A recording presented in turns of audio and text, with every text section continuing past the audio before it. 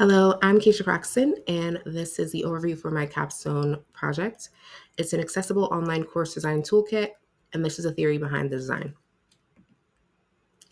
So, the foundational elements of this project include backward design, which focuses on stating starting with the learning outcomes and designing the content to align with these goals.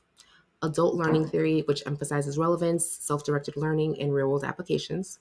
Universal design for learning, which ensures accessibility by providing multiple means of engagement, representation, and expression. And then cognitive theory of multimedia learning, which optimizes instructional materials by managing cognitive load and integrating visuals, text, and audio effectively. So, starting with backward design, this accessible online course design toolkit starts by identifying the goals that the learner would have and what they would achieve by taking this course. And the goals are to educate an instructor or an entrepreneur or anyone else who's creating online courses and helping them understand how to better optimize them and make them more accessible to a larger group of people. And the course itself is supposed to teach what it's trying to, or show what it's trying to teach, or embody what it's trying to teach.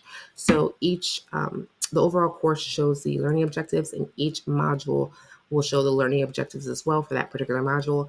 And then each lesson will have key takeaways that are kind of like the goals of what they'll learn in each lesson.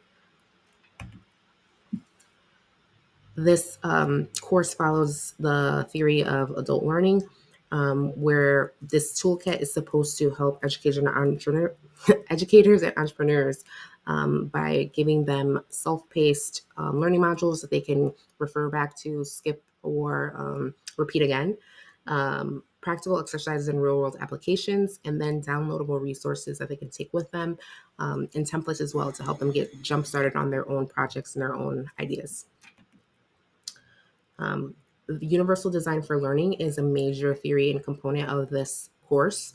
The course both teaches universal design for learning while embodying those same characteristics so people can get a little more of a concrete understanding of what it is that they would be incorporating into their own courses.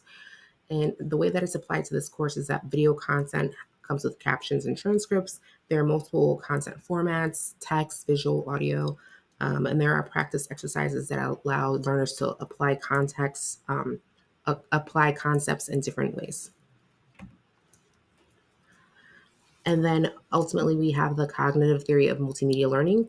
So the online course design toolkit uses this by having a variety of different media help explain some of the context and exemplify the ideas.